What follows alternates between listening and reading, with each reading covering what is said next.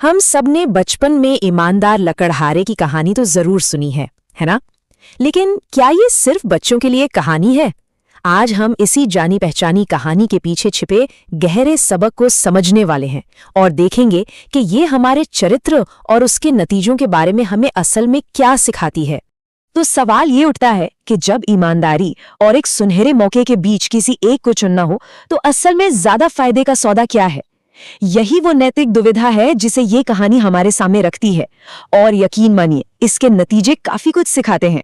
तो चलिए कहानी के पहले हिस्से में चलते हैं, लकड़हारे की दुविधा।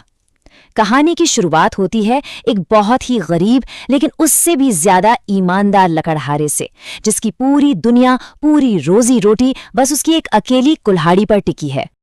आप यूं समझिए कि यह लकड़हारा भले ही गरीब था पर उसका चरित्र ही उसकी सबसे बड़ी दौलत थी।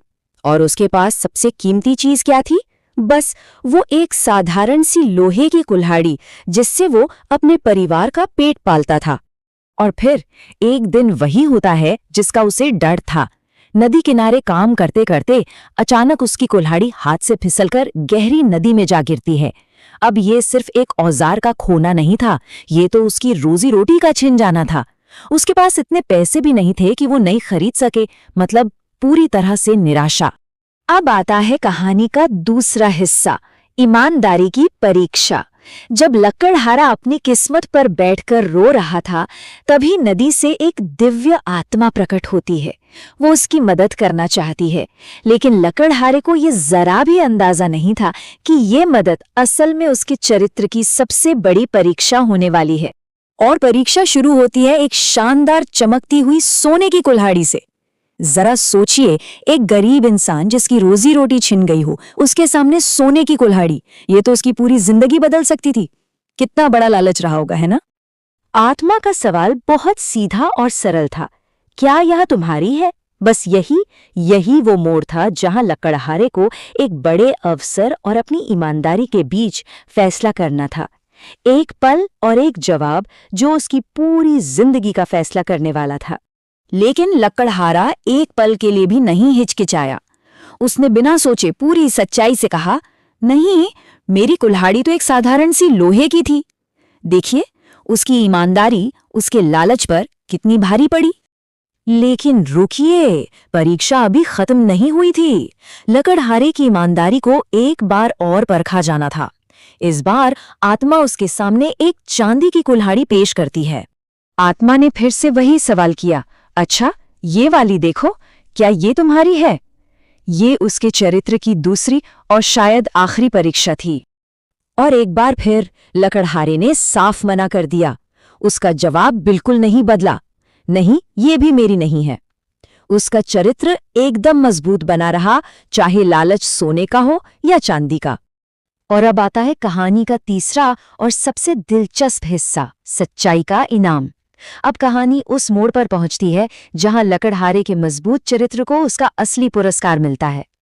आखिर में आत्मा उसकी अपनी वही पुरानी लोहे की कुल्हाड़ी लेकर आती है और उसे देखते ही लकड़हारा खुशी से चिल्ला उठता है, हाँ हाँ, यही मेरी है। ये खुशी सच्ची थी, दौलत की नहीं बल्कि अपनी मेहनत का औजार वापस पाने की। लकड़हारे की इस गहरी ईमानदारी ने उस आत्मा को इतना प्रभावित किया कि उसने उसे एक शानदार इनाम दिया। उसे न सिर्फ उसकी लोहे की कुल्हाड़ी वापस मिली, बल्कि सोने और चांदी की कुल्हाड़ियां भी इनाम में दे दी गईं। तो कहानी यहां खत्म हो सकती थी, लेकिन नहीं। अब शुरू होता है इसका चौथा हिस्सा, लालच की नकल। जब लकड़हारा अपनी ये अविश्वसनीय कहानी गांव वालों को सुनाता है तो एक नया और ज्यादा स्याह अध्याय शुरू हो जाता है। उसकी कहानी सुनने वालों में एक लालची पड़ोसी भी था। उसने सोचा कि वो भी यही इनाम पा सकता है, लेकिन उसका इरादा ईमानदारी का नहीं बल्कि धोखे का था। और उसका प्लान? भाई, लकड़हारे की कहानी की एक भद्दी नकल। वो उसी नदी पर गया, उसने जानबूझकर अपनी कुल्हाड़ी पानी में फेंकी और जोर जोर से झूठे आंसू बहाने लगा। उसकी हर हरकत ईमानदारी का नाटक थी, सच्ची मुसीबत नहीं। अब आता है कहानी का पांचवां और आखिरी हिस्सा, धोखे की कीमत। अब मंच तैयार था अंतिम मुकाबले के लिए, जहां पड़ोसी के लालच की भी ठीक वैसी ही परीक्षा होनी थी जैसी लक्कड़हारे की हुई थी।